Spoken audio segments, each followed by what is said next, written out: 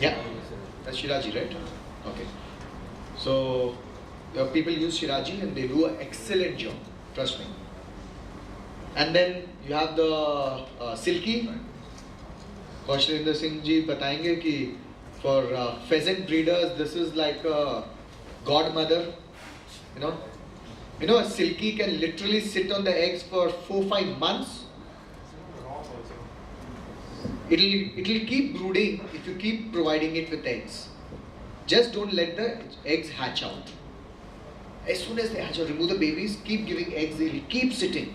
3 महीना, 4 महीना, one small carton box में, just take it out to eat, defecate and then put it back. It's such a dedicated mother. But of course, it's not like a Bengali, it has to go into brooding before it can do that. You can use even a Silky to hatch a lot of your eggs. Trust me, it works. This is something that you should try, because it's fun.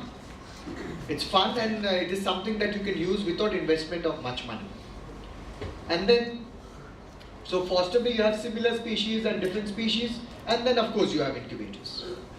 And over time now, earlier we didn't have this option, but now we have so many incubators available in our country.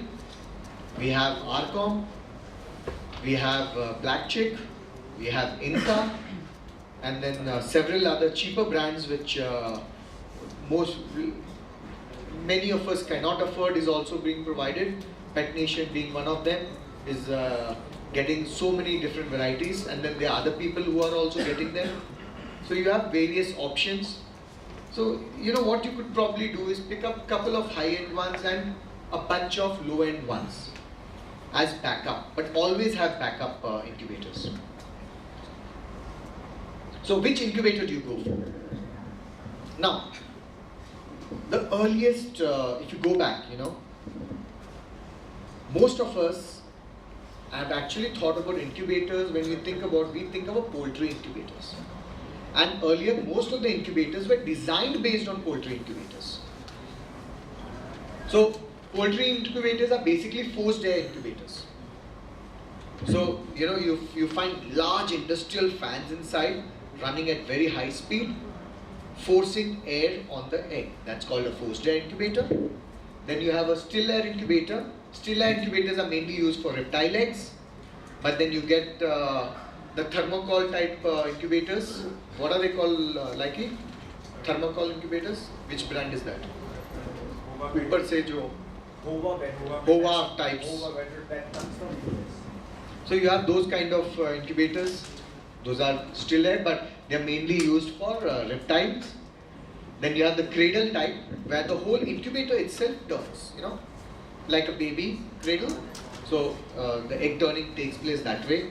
I'm not a big fan of that at all. You have the tilting tray, the actual poultry design, where the eggs are placed on a tray and the tray turns 45 degrees to 60 degrees every few hours. You have the roller system, like you have in Grumback. Eggs are placed on roller, or Black Chick. There are two rollers which rotate. Eggs are placed on it. As the rollers rotate, the eggs also rotate on it.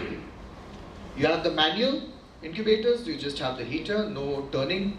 Eggs are placed and you manually turn the eggs every few hours. Automatic, semi-automatic, size and different types. But I'm a big fan of Inca incubator. I use a lot of them. I have Arcom too. Good fan of Arcom too.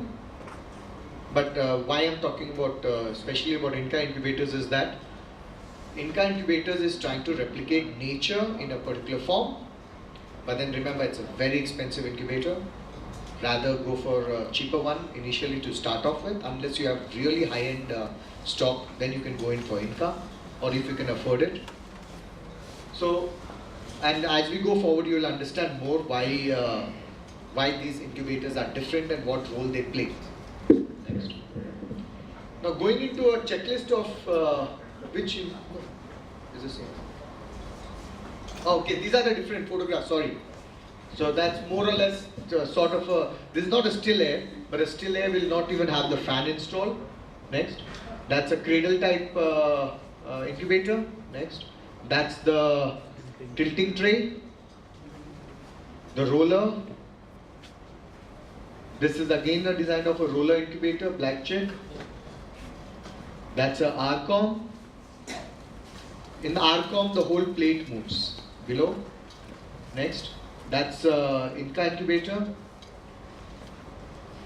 Okay, now going into a checklist. These are few of the stuff that I have listed out that I think you should try and keep it handy with you. They are not expensive, except for the incubator part. But then you don't know when you will need them. So it's a good idea to have these handy with you. Incubators, of course, you can't hatch them if you don't have the incubators. Spare incubator. What if your incubator spoils? What if you get an egg, which you can't place? What if there's a damaged egg? You'll know more why I'm talking about a spare incubator. Weighing machine, very, very, very important. This is something that you cannot get away with. If you want good success, have a very good weighing machine. Preferably the ones used to weigh bullions, jewelry, gold and diamonds. There's nothing. Pick up one of the cheap Chinese ones, use and throw. Because you pick up the high-end ones, they also don't last really. So I believe in that. I pay $500, $300, go to eBay, and I just pick up the cheapest one. They work fine.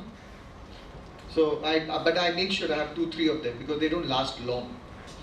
But then the kind of babies that we get out from that, who are the people who breed? The smallest bird they breed is conure. Is there anyone who's not having even conure at their facility here? Raise your hand. So everyone is rich here basically, other than you. Because a pair of conure costs you anything like 30,000-40,000 rupees, yeah. So everyone here can afford to pick up stuff like that. I'm happy that you're starting small and you're going to grow. I got 80 plus pairs of numbers. See. So invest in these stuff.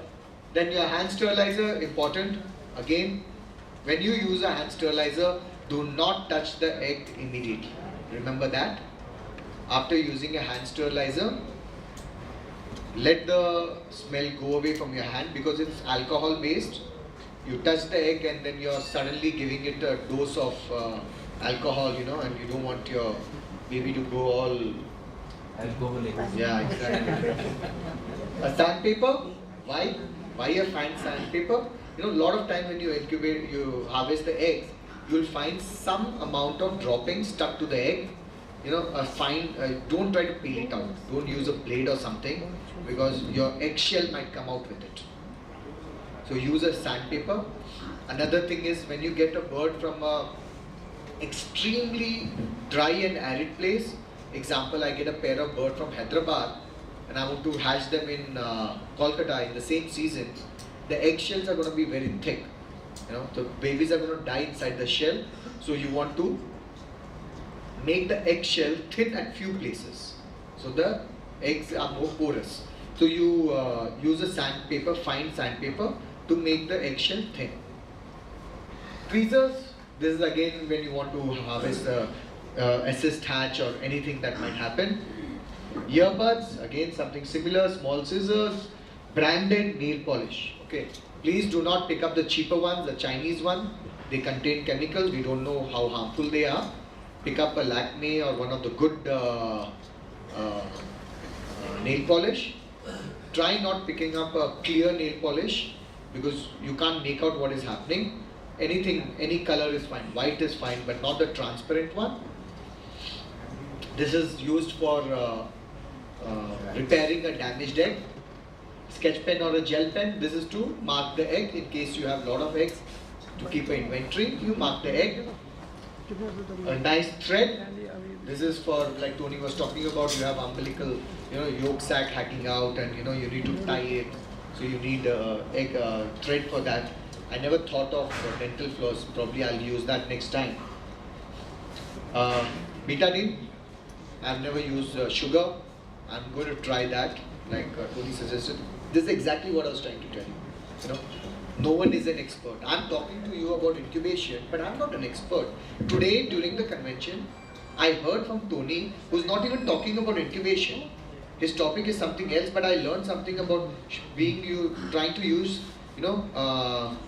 sugarcane sugar for a yolk sac. I never knew that, so I'm going to try that. And then using dental floss for tying. So easy actually, come to think of it. So, every time that you hear someone, try and listen. The whole lecture might not be interesting.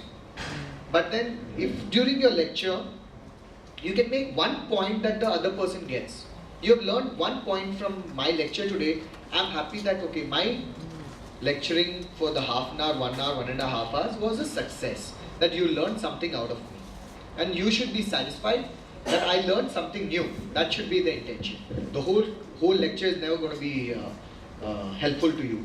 Antiseptic powder in case there is bleeding, betadine, surgical tape in case there is an injury or the egg is damaged. A graph chart, important, we'll talk about that later. Egg buddy, in case you have the money and you want to see the heartbeat and stuff. There's really nothing that you can learn from it. I've tried it all possible ways. I use it for fun. It's when kids come and they see the heartbeat, it looks nice. You feel like it. To post photographs, it looks nice. So that's the reason why I have an egg buddy. Next. Okay. Now, setting up of an incubator. This is an important one, right? So, firstly, try and have a sterile. Have a room where you're not hand raising babies, please. Try not to keep hand raised babies and